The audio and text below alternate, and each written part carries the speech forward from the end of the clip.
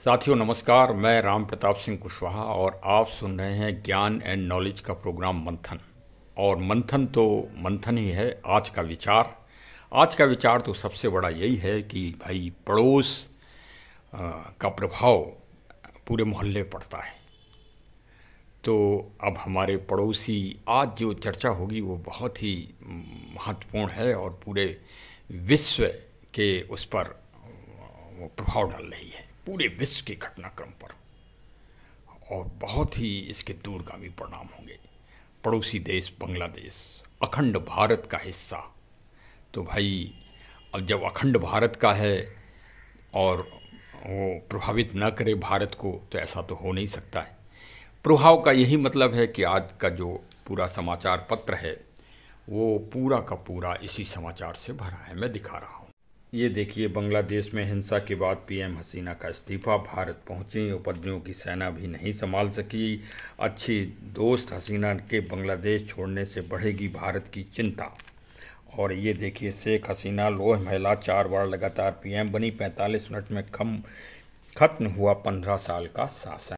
तो एक बात आपने समाचार पत्र में पढ़ी कि 15 साल का शासन समाप्त हुआ। अब हम एक बहुत पुरानी कहावत बुंदेलखंड में जो चर्चित है, क्योंकि भाई हम बुंदेलखंड वासी हैं, तो चर्चा तो बुंदेलखंड से ही होती है। तो और देखिए, बुंदेलखंड के पूज्य आचार्य जी आज जो है न्यूजीलैंड, फिजी और ऑस्ट्रेलिया, जाने कहाँ कहाँ बुंदेलखंड की भाषा को पहुंचा रहे हैं। और हम अपने चैनल से अगर बुंदेलखंड की भाषा ना पहुंचाएं कहीं भी, तो भी तो गलत है। तो इसी विश्व घटनाक्रम में हम आपको बता रहे हैं, एक कहावत है, मनुष्य बली नहीं होत है, समय होत बलवान, भीलन लूटी गोपिका वही अर्जुन वही बाण। बताइए, पूरा महाभारत का युद्ध एक योद्धा अर्जुन ने जीत लिया, लेकिन भीलनों से हार गए अर्जुन। तो वही हाल है कि आज 15 साल से बांग्लादेश में हुकूमत करके बांग्लादेश को विश्व पटल पर स्थापित करना, विशेषकर टेक्सटाइल ऐसे हथकरघा उद्योगों में अग्रणी देशों में शामिल है। आज आर्थिक दृष्टि से संपन्न बनाने का एक पूरा प्रयास कर दिया है। और आर्थिक व्यवस्था आज बांग्लादेश की मतलब एक विकसित देशों में श्रेष्ठता पर पहुंच गई है। तो देखा जाए तो ये क्या आर्थिक दृष्टि से तख्ता पलट है, या सैनिक दृष्टि से सैनिक व्यूह रचना के आधार पर जो बड़े देश हैं जो अपना सैन्य अड्डा बनाना चाहते हैं दक्षिण भारत, पूर्वी एशिया में, क्या उनकी यह तख्ता पलट की नीति है? इस पे मंथन होना बहुत ज़रूरी है। और साथ ही साथ देखिए भाई, हमारा जो विश्लेषण है, जो विवेचन है, वो उसमें श्री रामचरितमानस पावन ग्रंथ के जो महानता है, जो महत्व है, उसका भी वर्णन मिलता है। ऐसा विवरण आपको अन्य ग्रंथों में नहीं मिलेगा। आप चाहे गीता पढ़ लें, चाहे आप वेद पढ़ लें, लेकिन फिर भी क्यों श्री रामचरितमानस में क्यों मिलता है? अब प्रश्न ये, क्योंकि रामचरितमानस में दशरथ नंदन प्रभु राम जी का वर्णन है। उन्होंने प्रामाणिक रूप से, व्यवहारिक रूप से, मोटिवेशनल रूप से हम मानवों को प्रेरणा दी है कि कैसे संकट में पड़े शरणागत व्यक्ति को कैसे शरण दी जाए। उसी शरण के प्रतिरूपक के रूप में बांग्लादेश की भूतपूर्व प्रधानमंत्री श्रीमती शेख हसीना जी भारत आ गई हैं और गाजियाबाद के पास हिंडन एयरबेस में वो सुरक्षित पहुंच गई हैं। तो आप उसका भी वर्णन और उसका भी महत्व श्री रामचरितमानस की प्रासंगिकता से समझिए कि आज के दिन भी श्री रामचरितमानस का एक एक मोटिवेशन कितना बड़ा प्रासंगिक है। क्योंकि हमारा चैनल विशेषकर प्राचीन ग्रंथों की और वर्तमान की प्रासंगिकता के सममूल्य को दर्शाने का प्रयास करता है, और विशेषकर प्रकृति के जागरण का भी एक विशेष मोटिव रखता है। तो आइए इसी दृष्टिकोण से पर चर्चा सुनी जाए। बांग्लादेश में हुई इस अराजकता और तख्ता पलट का सीधा असर भारत की आर्थिक व्यवस्था पर है और भारत की प्रशासनिक व्यवस्था पर भी है। इसके बहुत ही दूरगामी परिणाम होंगे और भारत को भविष्य के लिए एक ये जगाने का भी काम है कि कम से कम अब जाग जाओ, अब अपनी व्यवस्था को ठीक कर लो, अब जो समस्याएं हैं उनको व्यवस्थित रूप से कर लो और भविष्य के लिए गंभीर हो जाओ। ये भी एक मोटिवेशन है इस घटना से। हाँ, क्योंकि ये विदेशी ताकतें कहीं भी कुछ कर सकती हैं और भारत को तो ये बहुत ही टेढ़ी नज़र से देख रही हैं जब से भारत की समृद्धि और भारत की संगठन शक्ति और रक्षा शक्ति में विकास हो रहा है। या आप इनके चाटुकार बने रहें, इनकी हाँ में हाँ करते रहें तो ये आपको अपना गुलाम की तरह मतलब करते रहेंगे उपयोग यूज। अगर आप तीसरी शक्ति का नारा लगाएंगे तब तो फिर आपको फेस करना ही पड़ेगा। षड्यंत्र, जाल और कॉन्स्पिरेसी, इन सब का सामना करने के लिए आप तैयार हो जाएं। इसीलिए कहा जाता है कि अपनी योजना पहले से नहीं बताना चाहिए किसी को भी। यही महागुरु चाणक्य जी भी समझा गए हैं, लेकिन फिर भी हमारे मान्यवर प्रधानमंत्री जी कहीं न कहीं गलती कर ही बैठते हैं। जैसे 400 सीटों का लक्ष्य भी घोषित कर देना पहले से, ये भी एक अहंकार की श्रेणी में आ गया और इसके परिणाम देखना पड़ गए कि जो है विपक्ष सक्रिय हो गया कि 400 तो हम नहीं लेने देंगे। हाँ, तुम जीत जाओ वो तो मंजूर है, लेकिन 400 नहीं हम लेने देंगे। और वो अपनी इसी जीत को देखिए हाँक रहे हैं कि हाँ हम जीत गए। तो ये भी एक, ये सब इसमें बहुत ही दूर दूर की पार्टियां भी शामिल हैं इस कार्य में। हाँ, खैर ये तो भाई अब राजनीतिक लड़ाइयाँ हैं, चलना ही चाहिए। लेकिन जो तीसरी शक्ति का नारा भारत ने दिया है उसका तो भाई अब आपको विरोध का सामना करना पड़ेगा और वही विरोध और वही आपको कमज़ोर करने का ये षड्यंत्र है बांग्लादेश का तख्ता पलटवार। और सुनिए, चलिए देखिए, मैं आपका ध्यान भारत की एक भीषण और भयंकर समस्या के ऊपर ध्यान आकर्षित कर रहा हूँ, जो भारत की सामाजिक विषमता के परचायक होती जा रही है और एक दिन ये भारत में विद्रोह का रूप अवश्य ले लेगी अगर ये इसी तरह रही। और वही बांग्लादेश में हुआ कि उस छोटी सी चिंगारी को विरोधी तत्वों ने पकड़ के और भीषणता प्रदान कर दी। बस यही भारत में होगा, आरक्षण मुद्दा। देखिए, इससे भारत को बहुत बड़े दूर के संदेश लेना चाहिए। जो वहाँ छात्र आरक्षण का विद्रोह हुआ, देखिए सामाजिक विषमता का ये विषय है। आर्थिक विषय तो हमने बता दिया वर्ल्ड स्तर पर।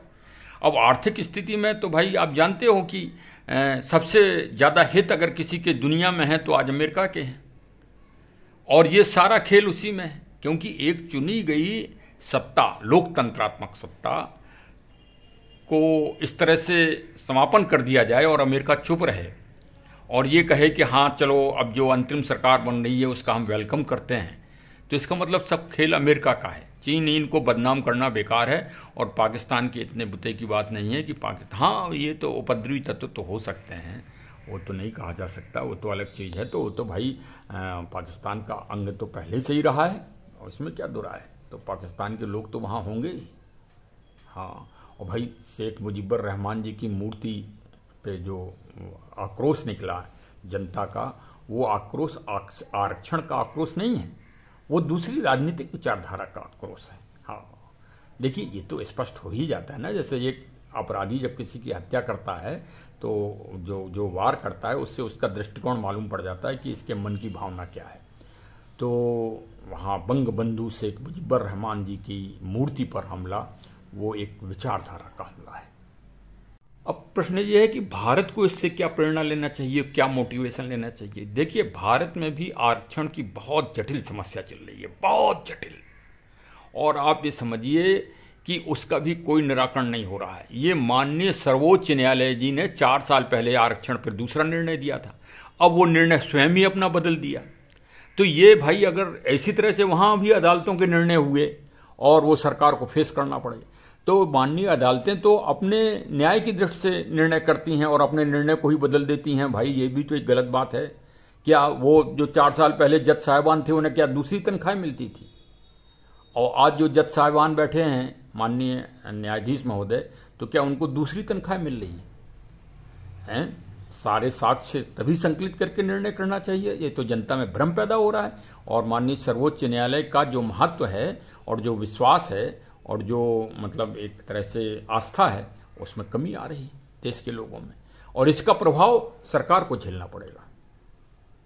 इसका प्रभाव भी सरकार को ही झेलना पड़ता है। शांति व्यवस्था और प्रशासनिक व्यवस्था सरकार का जिम्मा है। यही तो बांग्लादेश में हुआ। तो आरक्षण की जो समस्या है वो बहुत गंभीर है। देखिए, प्रारंभ से ही आरक्षण से, देखिए इस देश में 5-6 विचारधाराएं हैं इस समय।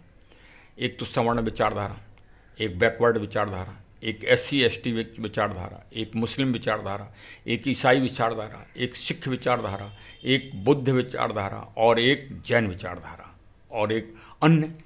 तो इस तरह से 7 विचारधाराएं हो गई। 7 विचारधाराओं के लोग आरक्षण चाह रहे हैं। कुछ लोग आरक्षण से नाराज हैं, बहुत नाराज हैं। वो तो आप ये समझिए कि सवर्णों के बच्चे विदेश चले जाते हैं और विदेशों में अपना पेट के लिए रोजी रोटी करते हैं। और विशेषकर अब जो आरक्षण सवर्णों में जो क्षत्रिय कुल है, और भाई पंडित जी तो अपने मंदिर में पूजा पाठ में व्यस्त हो गए, उन्हें तो जीविका मिल गई है, उनकी तो जीविका कभी खत्म हुई नहीं। जैसे अब राम जन्मभूमि जी का मंदिर बना तो वहाँ 25 पुजारी एक तरह से नियुक्त हुए तो 25 ब्राह्मण हो गए। लेकिन ये बताओ, क्षत्रियों के लिए कौन सा रोजगार है? कहीं रोजगार है? उनके लड़के आवारा हो रहे हैं, बेरोजगार हो रहे हैं, कोई रोजगार नहीं उनके लिए। वो तो भाई कहीं ऐसा भी नहीं है कि नहीं सेना में उनका रिजर्वेशन है या पुलिस में रिजर्वेशन है या गार्ड में रिजर्वेशन है। गार्ड में भी रिजर्वेशन नहीं उनका। तो भाई उनके लिए सरकार क्या कर रही है? तो वो एक तरह से आक्रोश में है तभी से। हाँ, आरक्षण की नीति का वो विरोध करते हैं, लेकिन वो समझदार हैं इसलिए विरोध कम है। अब आ गए OBC भी संतुष्ट नहीं है, लगातार मांग करते हैं। SC/ST वाले भी संतुष्ट नहीं हैं। कहीं कहीं किन्हीं राज्यों में मुस्लिम आरक्षण की आवाज़ उठने लगी। तो धीरे धीरे ये एक जो विरोध चल रहा है, यदि ये विरोध किसी विदेशी ताकत के हाथ में आ जाएगा, जैसे भारत में BBC लंदन आदि विदेशी चैनल हैं, इनको आप सुनिए, ये बहुत स्वीट पॉइजन भारत के समाज में पैदा कर रहे हैं, बहुत ही स्वीट पॉइजन। देखो भाई, हमारा चैनल को अगर आपको सुनना है तो पहले एक चीज़ सुन लो कि कबीरा खड़ा बाजार में सबकी मांगे खैर, ना काहू से दोस्ती ना काहू से बैर। चाहे BBC लंदन हो और चाहे अमेरिका हो, हम छोड़ते नहीं किसी को, हम यथार्थ बोलते हैं। हाँ, सुन लीजिए साहब, इसमें हमने बता दिया कि अमेरिका ने तख्ता पलट करवाया है बांग्लादेश का। BBC लंदन ने बांग्लादेश में भी जहर घोला और भारत में भी जहर घोलता है। इन सबको इसी में आनंद आता है। ये एक विशेष विचारधारा को बढ़ाते हैं, ये आप नोट कर लो पूरी दुनिया में। हाँ, हम भाई आप ये देखिए कि अमेरिका के आज 80 जगह इनके सेंटर बन गए हैं, जो मतलब एक तरह से सैनिक अड्डे 80 देशों में आज की तारीख में। लेकिन भारत के आसपास दक्षिण एशिया में इनका एक भी अड्डा नहीं है। और 4 महीने पहले तो इन्होंने बांग्लादेश के जो चुनाव हुए उसमें इंटरफियर किया था और हर रोड़े डाले थे। और ये भारत की भी राजनीति में रोड़े डालते हैं। आप क्या समझते हैं? भारत को अस्थिर देखना चाहते हैं और ये उसी का ये एक क्रम किया गया है, उसी का ये एक भारत को कमज़ोर करने का प्रयास किया गया है। हाँ, इसको भाई भारत सरकार को, भारत के विपक्ष को, भारतीय जनता को अच्छी तरह से इस पे विचार और मंथन करना चाहिए। अब भाई कुछ शरणार्थी लोग भी भारत में आ सकते हैं अपनी जान बचाने के लिए, क्योंकि वहाँ पर जो सनातन विचारधारा के लोग हैं उनके सामने भी भीषण समस्या आएगी और भारत को उन सबको सुरक्षित करना भी एक बहुत ही मतलब एक भारत की कुशल राजनीति की एक परीक्षा भी है। यद्यपि भारत यूक्रेन से और विभिन्न देशों से अपने भारतीयों को सुरक्षित निकाल के लाया है, ऐसी बात नहीं है। और यहाँ भी वो प्रयास जारी है। लेकिन वहाँ तो भाई कुछ नागरिक भी हैं सनातनी, उनकी भी सुरक्षा करने के लिए भारत की बड़ी समस्या है। और अब जो प्रश्न आया कि माननीय प्रधानमंत्री पूर्व शेख हसीना जी भारत आई हैं, तो इसका श्री रामचरितमानस में क्या प्रासंगिकता है और वो क्या मोटिवेशन और प्रेरणा देती है रामचरितमानस, इस पे चलिए थोड़ा सा सुन लेते हैं सुंदरकांड पे, तो आपका मन खुश हो जाएगा कि भारत की राजनीति शुरू से राम से ही राजनीति है दुनिया की, राम से ही सामाजिक व्यवस्था है, राम प्रभु श्री राम जी से ही आर्थिक व्यवस्था है। मैं तो कहता हूं कि भाई प्रभु कह देना प्रभु श्री राम जी को, उनको छोटा कर देना है। आप तो उनको सिर्फ राजा दशरथ नंदन कहिए। एक मानव के रूप में उनकी योग्यता, उनकी कुशलता, उनकी मुखरता, उनके मानव को दिए गए मोटिवेशन कार्य, उनको आप देखिए। जैसे भाई आप भी किसी न किसी को अपने जीवन में आइडियल मानते होंगे ना, कोई भी आपका आदर्श होता होगा कि हाँ हम भाई स्वामी विवेकानंद जी को हम अपना आइडियल मानते हैं, हम फला को मानते हैं। कोई कहता है कि हम माननीय वर्तमान प्रधानमंत्री नरेंद्र मोदी जी को मानते हैं, कोई कहते हैं हम पूर्व प्रधानमंत्री श्रीमती इंदिरा गांधी जी को मानते हैं जिन्होंने बांग्लादेश के निर्माण में विशेष भूमिका निभाई थी। तो भारत के संबंध तो हमेशा से, चाहे कांग्रेस गवर्नमेंट रही हो या बीजेपी रही हो या जनता पार्टी रही हो, बांग्लादेश से हमेशा मधुर संबंध रहे छोटे भाई के रूप में। ये एक विशेष बात है। तो आज भी भाई ध्यान देना ही पड़ेगा, भारत के स्वार्थ हैं। रोज़ हमारे इधर लाखों हजारों आदमी आते हैं और जाते हैं भारत से। हाँ तो चलिए आप श्री रामचरितमानस को सुन लीजिए। देखिए सामने है श्री रामचरितमानस का सुंदर कांड। विभीषण जी आ गए हैं प्रभु श्री राम जी के पास और सुग्रीव जी और सभी लोग उनको रिसीव करने गए हैं। जैसे अभी हमारे सुरक्षा सलाहकार श्री डोभाल साहब गए थे माननीय प्रधानमंत्री पूर्व प्रधानमंत्री बांग्लादेश को रिसीव करने, तो देखिए क्या कहती है श्री रामचरितमानस। भेद हमार लैन सठियावा साखई बांध मोहे असभावा सखा नीत तुम नीक विचारी मम पन्न शरणागत भयहारी। किसी ने कहा कि बांध के लाओ विभीषण जी को, हो सकता है कि दुष्ट विपक्ष शत्रु पक्ष का है, कोई हमें हानि पहुंचा दे। तो भगवान कहते हैं कि नहीं, जो शरणागत में आ गया है पहले उसका भय दूर करो और उसको विश्वास पैदा हो कि वो आपकी शरण में आ गया है। अब आगे सुनिए। सुन प्रभु बचन हर्ष हनुमाना शरणागत बच्छल भगवाना। प्रभु के वचन सुनकर हनुमान जी हर्षित हो गए। भाई वो तो हो ही जाते हैं, और मन ही मन कहने लगे कि भगवान कैसे शरणागत वत्सल शरण में आए हुए पर पिता की भांति प्रेम करने वाले हैं। अब जैसे श्री डोभाल साहब ने माननीय प्रधानमंत्री जी को बताया होगा, बिल्कुल बताया होगा। राजनीति समझिए आप श्री रामचरितमानस से, कितनी गूढ़ राजनीति है और कितनी प्रासंगिकता है कि आज की तारीख 5 अगस्त 2024 तक उसकी प्रासंगिकता इन तथ्यों की किस तरह से तार्किक और वैज्ञानिक रूप से है और यथार्थ है, इसको समझने की आवश्यकता है कि श्री रामचरितमानस कितना बड़ा महान ग्रंथ है और कितना बड़ा मोटिवेशनल है, प्रेरणात्मक। आज लाखों किताबें मोटिवेशन की बिक रही हैं बाज़ारों में, लेकिन वो भ्रम है। सत्य को और जानिए, यथार्थ को जानिए। आइए सुनते हैं। ये जो महान ज्ञान है राजनीति का, कूटनीति का, प्रैक्टिकल रूप से जो भगवान प्रभु श्री राम जी और हनुमान जी प्रभु ने समझाया है हम मानवों को, ये दुनिया के किसी ग्रंथ में आपको नहीं मिलेगा। चाहे आप वेद रख लो, चाहे आप महाभारत भी रख लो, हाँ, और चाहे आप गीता जी रख लो, ये श्री रामचरित, क्योंकि राम जी का चरित्र है, उसकी बराबरी कोई नहीं कर पाया। तो क्या कह रहे हैं भगवान कि शरण में आए हुए को पिता की भांति प्रेम करने वाले हैं। शरणागत कहूँ जे तजहि निज अन्य हित अनुमान, ते नर पावर पाप मह तिन्हि बिलोकत हान। भगवान प्रभु श्री राम जी फिर बोले, जो मनुष्य अपने अहित और का अनुमान करके शरण में आए हुए का त्याग कर देते हैं, वे पामर क्षुद्र हैं, पापमय हैं, उन्हें देखने की भी हानि है, पाप लगता है। मतलब माननीय प्रधानमंत्री जी आई थी भारत, और यदि उन्हें मना कर दिया जाता कि नहीं हम शरण नहीं दे पाएंगे, तो भगवान कह रहे हैं कि आपको पाप लग जाता, आप महा अपराधी हो जाते। वो चाहे आप व्यक्तिगत अपने ऊपर ले लो, चाहे पूरे देश के लिए ले लो।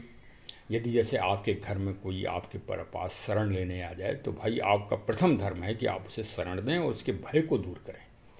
तो भाई इस दृष्टिकोण से भारत की जो संस्कृति है वो संस्कृति राम में विलीन है, राम से निकली है। और राम जी श्री रामायण और रामचरितमानस में ये महान संदेश दे रहे हैं। तो इस दृष्टिकोण से जो माननीय प्रधानमंत्री पूर्व बांग्लादेश भारत में शरण लिए हुए हैं वो भाई श्रेष्ठतम कार्य है। और चलिए आगे तो एक एक कदम पीपल के पत्ते की तरह राजनीतिक स्थितियां बदलती रहती हैं। बांग्लादेश में भी भारत संपर्क में है, ऐसा सर्वदलीय मीटिंग भी हो गई है।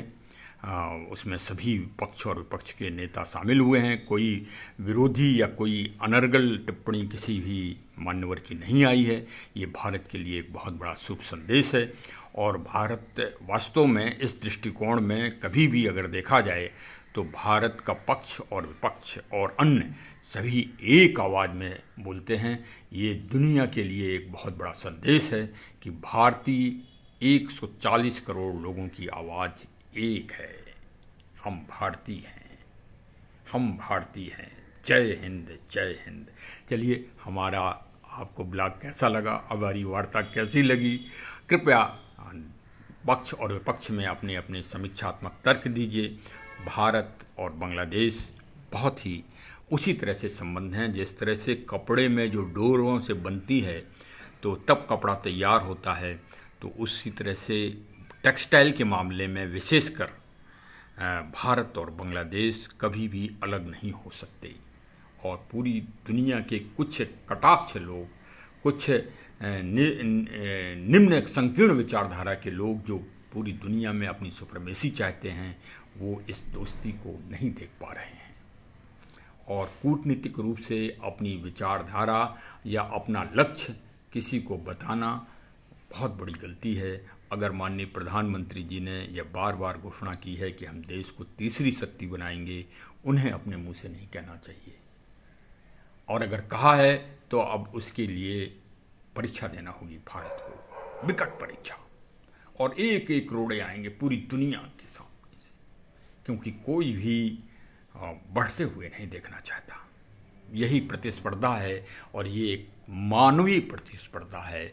एक गांव में जब दो पहलवान होते हैं तो पूरा गांव बढ़ जाता है, तो फिर ये तो देश हैं, ये तो बटेंगे ही, इनको आप कहाँ ले जाओगे। तो आप और देश के मतलब कमज़ोर करने की ये एक षड्यंत्र है। और इस षड्यंत्र में भारत सरकार को बहुत ही दूरगामी और बहुत अच्छे निर्णय लेना चाहिए, और सरकार ले भी रही है, जिसके हमारी बहुजन समाज पार्टी की बहन जी सुश्री मायावती जी ने भी खोर तारीफ की है। और उन्होंने कहा है, और पश्चिम बंगाल की मुख्यमंत्री जी ने भी कहा है कि भारत सरकार जो निर्णय लेगी उस सब के अनुसार हम देश की मजबूती के लिए, देश के दूरगामी बहुयामी मतलब शक्ति बढ़ाने के उद्देश्य से हम वही निर्णय लेंगे। ये बहुत अच्छा संदेश है। चलिए हमारे चैनल को सब्सक्राइब करिए और इसी तरह की साम्यक घटनाओं पर विवेचन सुनते रहिए। बहुत बहुत धन्यवाद। जय हिंद, जय।